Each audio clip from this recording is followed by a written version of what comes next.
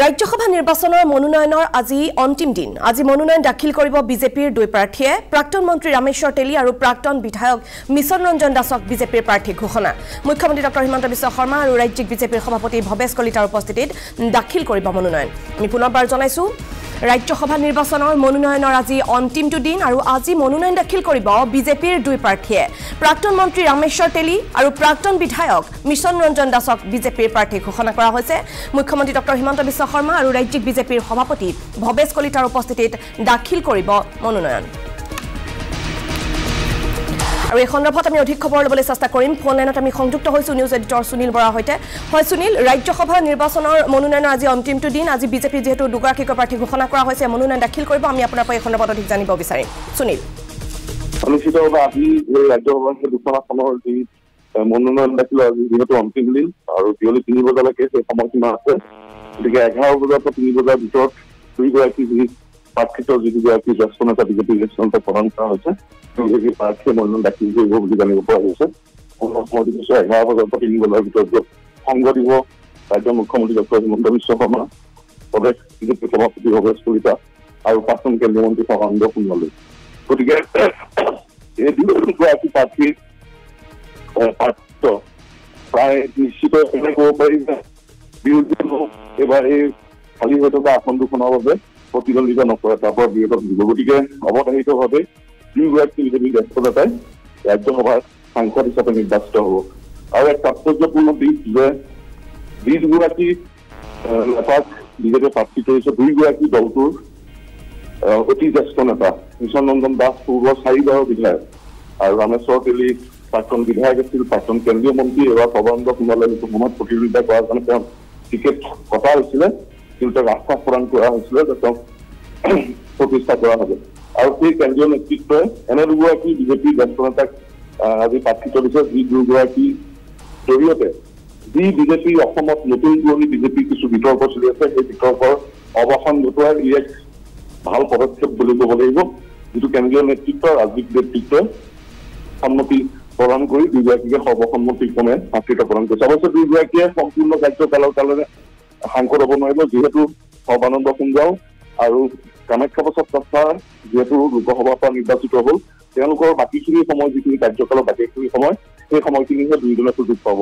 মই যিমান দূৰ জানো, সৰ্বানন্দ সোণোৱালৰ খালি হোৱা ৰাজ্যসভা আসনখনৰ ঠাইত ৰামেশ্বৰ তেলীক প্ৰাৰ্থিত্ব প্ৰদান কৰা হ'ব। তেওঁৰ কাৰ্যকাল 2 বছৰ হ'ব, 2 বছৰ কম। আৰু আনগৰাকী যি কামাখ্যা প্ৰসাদ লোকসভাৰ সাংসদ, তেওঁ ঠাইত মিছন ৰঞ্জন দাসক দিয়া হ'ব বুলি জানিব পৰা গৈছে। তেওঁৰ কাৰ্যকাল আৰু চমু 7 পৰা 8 মাহ। গতিকে তেওঁলোকে সম্পূৰ্ণ কাৰ্যকাল নাপাব, খালী হোৱা আসন দুখনৰ বাকী থকা কাৰ্যসূচী সম্পূৰ্ণ কৰিব পাৰে। যিয়ে নহওক, দুগৰাকীকে বিজেপিৰ জ্যেষ্ঠ নেতাক ৰাজ্যসভাৰ দুখন আসনৰ কাৰণে প্ৰাৰ্থিত্ব প্ৰদান কৰাৰ কাৰণে বিজেপিৰ মাজতে উল্লাস দেখিবলৈ পোৱা গৈছে। মই পুনৰ কৈছো, নপুৰণি বিজেপিৰ যি বিতৰ্ক এটা চলি থাকে, সেই বিষয়টোৰ ক্ষেত্ৰত এই দুগৰাকী জ্যেষ্ঠ নেতাক প্ৰাৰ্থিত্ব প্ৰদান কৰাটো এই মুহূৰ্তত এক তাৎপৰ্যপূৰ্ণ দিশ হিচাপে বিবেচিত হৈছে। যি কি নহওক, আজি 3 বজাৰ ভিতৰত তেওঁলোকে মনোনয়ন দাখিল কৰিব। অহা 3 তাৰিখে নিৰ্বাচন হোৱাৰ কথা আছে, কিন্তু যিহেতু বিৰোধী কোনো প্ৰাৰ্থীয়ে প্ৰাৰ্থিত্ব প্ৰদান নকৰে, গতিকে দুয়োজনে আজি বিনা প্ৰতিদ্বন্দ্বিতাই তেওঁলোকৰ মনোনয়ন দাখিলৰ পিছত মনোনয়ন পৰীক্ষাৰ অন্তত দুয়োগৰাকীয়ে বিনা প্ৰতিদ্বন্দ্বিতাৰে ৰাজ্যসভা সাংসদ হিচাপে নিৰ্বাচিত হ'ব, সেয়া প্ৰায় নিশ্চিত হৈ পৰিছে। এতিয়া মাত্ৰ আনুষ্ঠানিক এটাহে বাকী। হয় সুনীল, আপোনাক ধন্যবাদ জনাইছোঁ এই সন্দৰ্ভত আমাক অধিক জনোৱাৰ বাবে। কালিলৈ মনোনয়ন পত্ৰ দাখিল কৰা হ'ব। নিশ্চয় কিছু সময়ৰ আগতে ইতিমধ্যে আমাৰ ভাৰতীয় জনতা পাৰ্টীৰ ৰাষ্ট্ৰীয় কাৰ্যালয়ৰ পৰা এটা প্ৰেছ বিবৃতিৰ যোগেদি জনোৱা হৈছে যে মোক প্ৰাৰ্থিত্ব দিয়া হৈছে।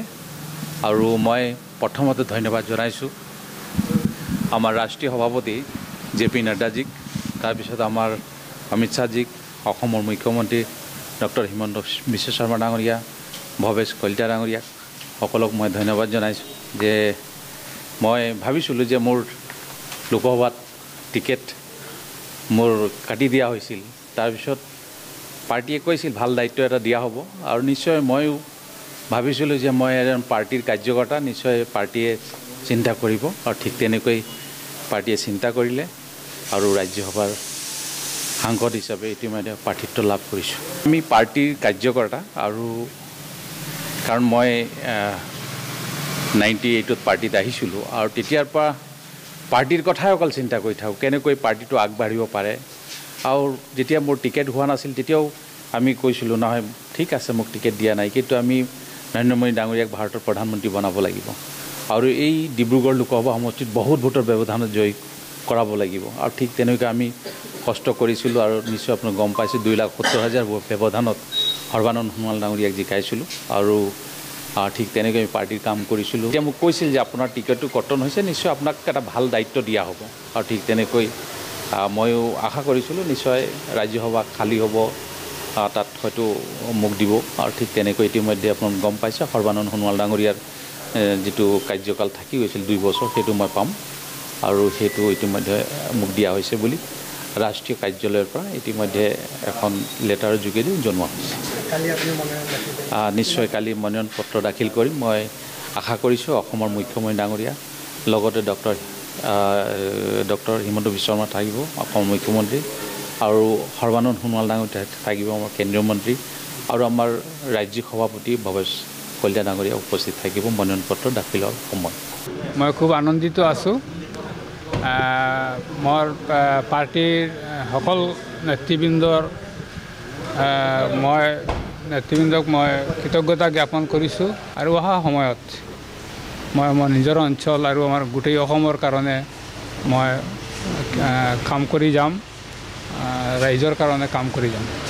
ধৈৰ্য থাকিব লাগে ৰাজনীতিত, বহুত ধৈৰ্য থাকিব লাগে, নহ'লে পস্তাই থাকিব মানুহে, আফচোচ কৰে মানুহে। সাংঘাতিক কিবা পাব লাগে। মই সাংঘাতিক কিবা কৰিছোঁ মই এতিয়াও নাভাবোঁ। যিসকলে এনেকুৱা কথা বাৰ্তা কৰি আছে তেওঁলোকে পাইছে। চাওক আমাৰ মানে আজি প্ৰায় 15-16 কোটি বিজেপিৰ কাৰ্যকৰ্তা আছে। কিমানজন MLA হ'ব পাৰিছে, কিমানজনে MP হ'ব পাৰিছে, কিমানজনে মিউনিচিপালিটিৰ ৱাৰ্ড কমিশ্যনাৰ হ'ব পাৰিছে, কৰ্পৰেশ্যনৰ ৱাৰ্ড মেম্বাৰ হ'ব পাৰিছে। বহুত মানুহ আছে, পুৰা জীৱন আছিল ভাৰতীয় জনতা পাৰ্টি, তেওঁলোকে কেতিয়াও নমিনেশ্যন চোৱা নাই। মিউনিচিপালিটিৰ ৱাৰ্ড মেম্বাৰ বা পঞ্চায়তৰ ৱাৰ্ড মেম্বাৰৰ কাৰণে তেখেতলোকে টিকেট বিচৰা নাই, কিন্তু দলৰ হকে কাম কৰি গৈ আছে। সেইটো কথা মনত ৰাখিব লাগে। মই খালি কাম কৰিছোঁ ময়ে পাব লাগিব, এইটো মনত ৰাখিলে মানে দুখ পাব। এইটো নপুৰণি কথাবিলাক আহি থাকিব। ইপিনে প্ৰাক্তন বিধায়ক তথা বিজেপিৰ জ্যেষ্ঠ নেতা মিছন ৰঞ্জন দাসক ৰাজ্যসভাৰ প্ৰাৰ্থিত্ব প্ৰদান কৰাৰ ঘোষণাই উৎফুল্লিত কৰিছে কৰিমগঞ্জবাসীক। প্ৰাৰ্থিত্ব ঘোষণাৰ পিছতে মিঠাই বিতৰণ, ফটকা ফুটাই আনন্দ উৎসৱ দলীয় কৰ্মীৰ। এই দৃশ্য আমি দেখুৱাইছোঁ।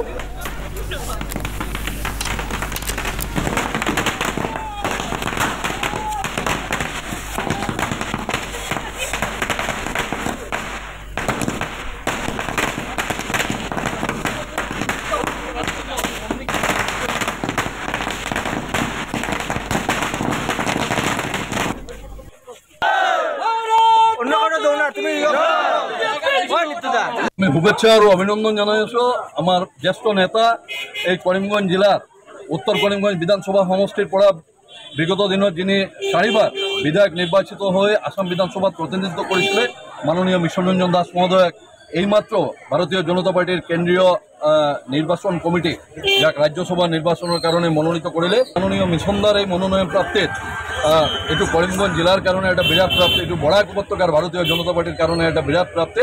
আমি কৃতজ্ঞতা জনাই আছোঁ আমাৰ মাননীয় মুখ্যমন্ত্ৰী যশস্বী মুখ্যমন্ত্ৰী শ্ৰদ্ধেয় ডক্টৰ হিমন্ত বিশ্ব শৰ্মা মহোদয়ক আমি কৃতজ্ঞতা জনাইছোঁ। আমাৰ মাননীয় প্ৰদেশ সভাপতি শ্ৰদ্ধেয় ভৱেশ কলিতা মহোদয়ক আমি কৃতজ্ঞতা জনাইছোঁ। আমাৰ ৰাষ্ট্ৰীয় সভাপতি মাননীয় জগত প্ৰকাশ নাড্ডা মহোদয়ক আমি মাননীয় প্ৰধানমন্ত্ৰী শ্ৰদ্ধেয় নৰেন্দ্ৰ মোদীজী, মাননীয় গৃহমন্ত্ৰী শ্ৰদ্ধেয় অমিত শ্বাহজী আমি কৃতজ্ঞতা আৰু ধন্যবাদ জ্ঞাপন কৰিছোঁ যে কৰিমগঞ্জ জিলাৰ নিচিনা এটা আন্তৰ্জাতিক সীমান্তৱৰ্তী জিলাৰ পৰা ভাৰতীয় জনতা পাৰ্টিৰ কোনো জ্যেষ্ঠ কাৰ্যকৰ্তাই যিজন 91 চনৰ পৰা বিধায়ক নিৰ্বাচিত হৈ বিধানসভাত আমাৰ প্ৰতিনিধিত্ব কৰিছিলে।